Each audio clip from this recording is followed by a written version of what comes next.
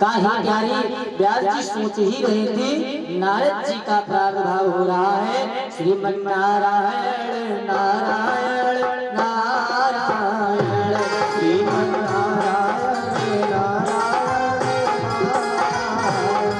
श्रीमन नारायण नारायण नारायण श्रीमन नारायण नारायण लक्ष्मी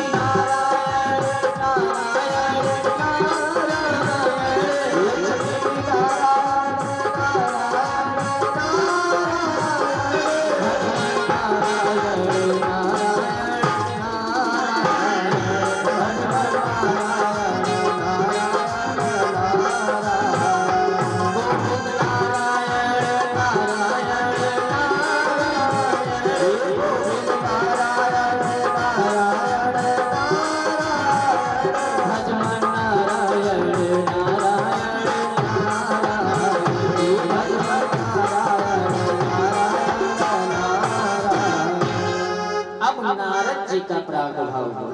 पदार्पण नारद जी ने व्यास जी को देखा कि व्यास जी का मन उदास है। व्यास जी को प्रणाम किया और प्रणाम करने के पश्चात में नारद जी ने व्यास जी के दुख का कारण पूछा। दुख का कारण पूछा, व्यास जी आपके मन में उदासी कैसी? आप तो सदा सर्वदा प्रसन्न रहने वाले हैं कि आज दुख कैसा आपको? व्यास जी ने अपना सारा कथन कह डाला।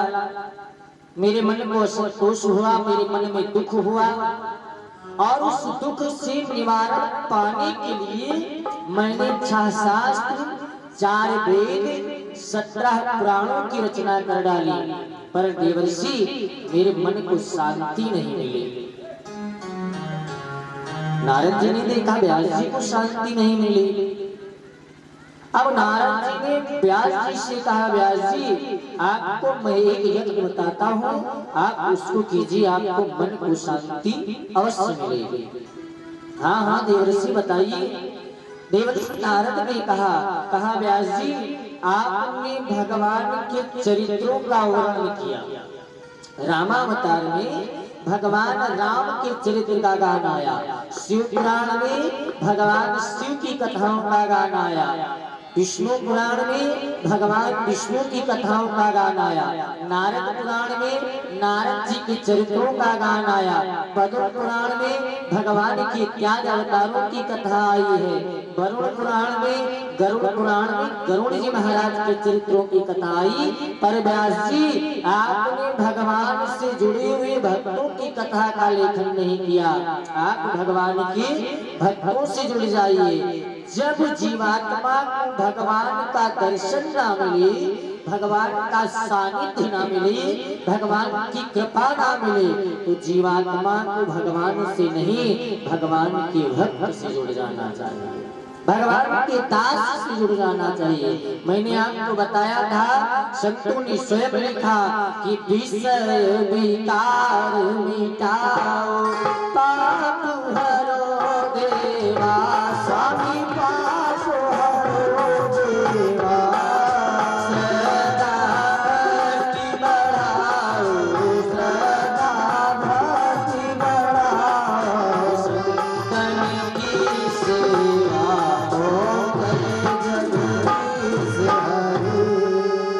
कहा। दास ने कहा भगवान से दास ने आरती शायद तो 50% लोग करते ही होंगे, ओम जय जगदीश हरे, लेकिन आरती गाने का मतलब कुछ समझना जरूर होता है। हाँ ओम जय, कुछ लोग तो नहान स्नान किया, स्नान करने के बाद आरती जलाई, हाँ आरती जलाई, घड़ी देखी जा रही है, सामने 2 मिनट बचा है, 2 मिनट में सब कंप्लीट करना है। ओम जय जगदीश हरे किससे पेट भरे, जय काली कलकत्ते वाली, जल्दी देगा टक टक टाली, भाग जाए घर के जंजाली, ओम काली माता की जय। ऐसा नहीं, आरती कीजिए, भगवान का स्मरण कीजिए, जप कीजिए, तप कीजिए, लेकिन उसको करने के साथ साथ उसके अनुवादों का स्मरण भी होना चाहिए। अच्छा, कथा को सुनने का फल कब मिलता है? कथाओं के चरित्र को सुनने का फल मिलता है, लेकिन कब? जब मन आपका कथा में होगा। हाँ, व्यास जी ने बताया कि नारद जी ने व्यास जी से दुख का कारण पूछा, और दुख का कारण पूछा तो किस प्रकार से पूछा होगा?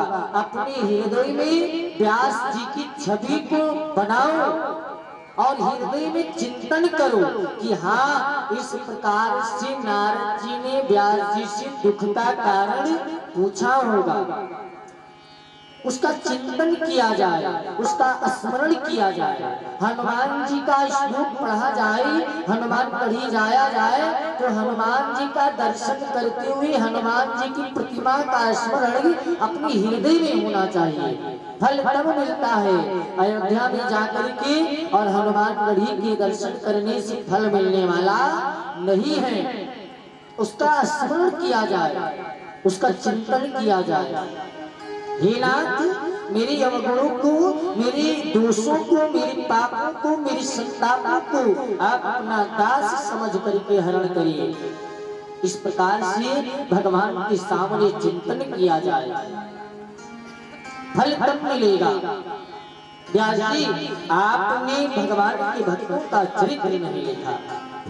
दास आरती गा रहा है, लेकिन पता नहीं मैं क्या गा रहा हूँ। विषय विकार दास ने कहा भगवान के सामने खड़े होकर के, प्रभु मेरे अंदर के विषयों को, विकारों को, अवगुणों को, पापों को, संतापों को, विषय विकार मिटाओ, पाप हरो देवा। तब भगवान ने जवाब दिया, इस प्रकार से आपके पापों का हरण होने वाला नहीं। श्रद्धा भक्ति बढ़ाओ, लेकिन मेरी सेवा कर पाओ या ना कर पाओ, लेकिन संतन की सेवा, संतों की सेवा करना आवश्यक है, गुरु की सेवा करना आवश्यक है, परम धर्म है हमारा। भगवान ने रामावतार लिया, चक्रवर्ती सम्राट भगवान के पिता, लेकिन राजा दशरथ ने कभी ऐसा काम नहीं किया जो काम वशिष्ठ जी की आज्ञा के बिना हुआ हो। एक पुरोहित जी थे, पहले नामकरण भी होता था, नाम भी रखा जाता था बालकों का, तो गुरुओं की आज्ञा से 16 संस्कार बताए गए। तो इस प्रकार से भगवान ने आरती गाने का मतलब हुआ, कहा जाता है तुम हो एक अगोचर सबके प्राण पति, किस विध मिलूं दया में तुमको मैं कुमति। हाँ, ये भगवान ने सत्य कहा, तुम हो एक अगोचर सबके प्राणपति।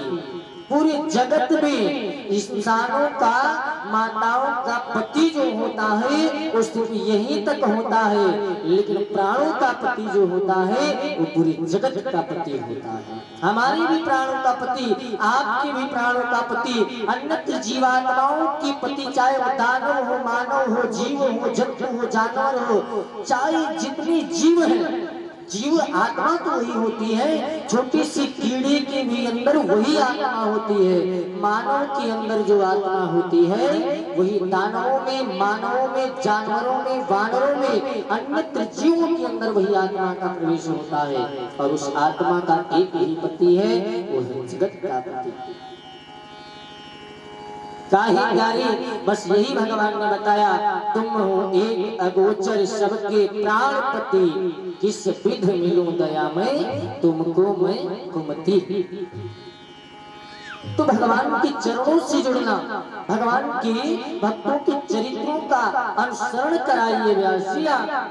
भक्तों का चरित्र लिखिए, भक्तों के चरित्र को दर्शाइए, और इस संसार में, इस पृथ्वी लोक में, इस मृत्यु लोक में भगवान के भक्तों की कथा का प्रचार कराइए। क्योंकि मृत्यु लोक के जन सकल है युक्त कलेश अनंत, अब के उपाय से मुक्त हो मोसो कहो। जिन्होंने सत्यनारायण की कथा का अनुसरण किया होगा, अगर सत्यनारायण की कथा को उन्होंने मन लगा करके सुन लिया, तो समझ लेना भागवत आपके समझ में स्वतः आ जाएगा। सत्यनारायण की कथा में लिखा गया, दीन मलिन दरिद्र कुर्मुख बुद्धि विवेक विनाय अभिमानी, तस्कर लंपट ज्वार तथा शिक्षित दुष्ट महायज्ञानी, अन्न न पावत भोजन को और पान को पावत सुख न पानी, चंचल शोक विहाल सभी नर सृष्टि को चिंतन में लपटाना। इस संसार में इस प्रकार के मनुष्य होंगे, भगवान की कथाओं में रुचि नहीं रहेगी, रुचि बनानी पड़ती है। भगवत कथा ना रुचि की जिन्हें नहीं शास्त्र की बात पर ध्यान धरेंगे, पढ़ के अंग्रेजी कहाएंगे साहब, होटल में मदपान करेंगे, कर खंडन तीर्थ मंदिर का नहीं पुण्य कथा अनुदान करेंगे, कर चंचल तीर पराई चहे घर की घरनी का ना मान करेंगे, अगला तन देख जवान सभी निज मात पिता को ना ही चाहेंगे, सब झूठ है पूजा विधान मंत्र परस्पर सब यही बात कहेंगे, जन भाग अफीम धतूर नशा में निरंतर वे बिन घुस फिरेंगे, बिगड़े फिरेंगे बिन पंथ के वे बिन काज के चंचल जुब होंगे। तो इस प्रकार से मानव होंगे। ये सरकार ऐसे मानवों को सत्य बुद्धि प्रदान करने के लिए भगवान के भक्तों का चरित्र दर्शाया, और भगवान के भक्तों के चरित्र में इतना प्रकाष्ठा है। नारद जी बता रहे हैं, नारद जी ने कहा व्यास जी भगवान के नाम में इतनी शक्ति है, जो भगवान से जुड़े, और भगवान के नाम में कितनी शक्ति है बात हनुमान जी ने बताई थी। एक बार जब सेतु निर्माण हो रहा था तो नल और नील पत्थर फेंक रहे थे, हनुमान जी उस पर राम राम लिख रहे थे। तो राम जी ने कहा हनुमान जी से, कहा हनुमान सारे लोग तो सेतु का निर्माण कर रहे हैं, हम बैठे हैं, पत्थर ले आओ, हम भी कुछ पत्थर फेंके, हम भी कुछ कार्य करते रहे। हनुमान जी ने कहा ना सरकार, बस आप बैठ करके अपनी कृपा का की दृष्टि बनाए रहिए। अरे हनुमान पत्थर ले आओ, मैं भी फेंकता हूँ। हाँ, उस पत्थर पर भगवान का नाम नहीं लिखा था। हनुमान जी ने ला करके भगवान को पत्थर सौंप दिया। जब पत्थर दिया तो पत्थर को भगवान ने अपने हाथों से छोड़ा,